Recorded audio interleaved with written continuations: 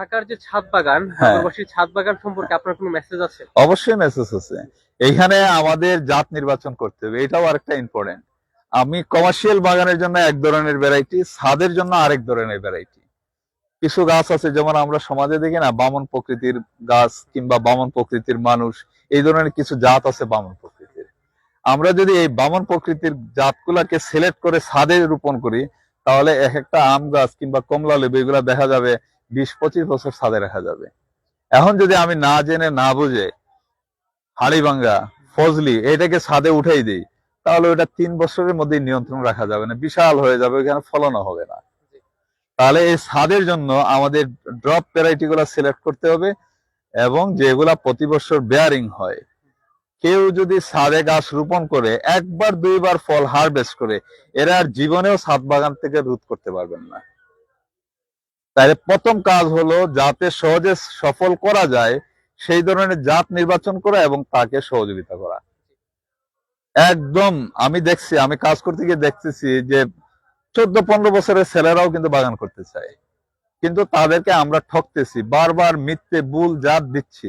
1-2 বছর গাছ বড় করার পরে দেখতেছে ওই যেটা বলছিল ওই ফলটা হয় নাই, পরে সে নিরুৎসাহী হয়ে যাচ্ছে, উৎসাহ হারিয়ে ফেলতেছে। সংশ্লিষ্ট কর্তৃপক্ষ কর্তৃক কি কি পদক্ষেপ নিলে আশা করছে যে আমরা একটা ভালো ফলাফল পাওয়া যাবে? এইটার জন্য আমি যেটা প্রথমে দোষারোপ করব, আমরা যারা চারা কিনি আমাদেরকে প্রথমে সচেতন হতে হবে।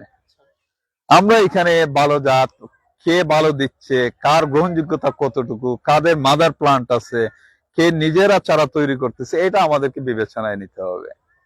আমার দৃষ্টিতে বাংলাদেশে নার্সারিতে আমি খুব কম দেখি, সবাই ট্রেডিং করতেছে, বিভিন্ন জায়গা থেকে চারা কিনে আনতেছে, সে আবার বিক্রি করতেছে। ওইখান থেকে বলে দিল আম্রপালি, এইখানে এসে এই লোকটাও আম্রপালি বলে বিক্রি করলো, কিন্তু এটা কোনো জাস্টিফিকেশন হচ্ছে না। যিনি বিক্রি করতেছে উনিও জানে না আসলে কি বিক্রি করতেছে, ওনাকে বলে দেওয়া হয়েছে আম্রপালি, উনি তাই বলে দিচ্ছে। ধন্যবাদ আপনাকে। কিন্তু এইভাবে মানুষ প্রতারিত হচ্ছে।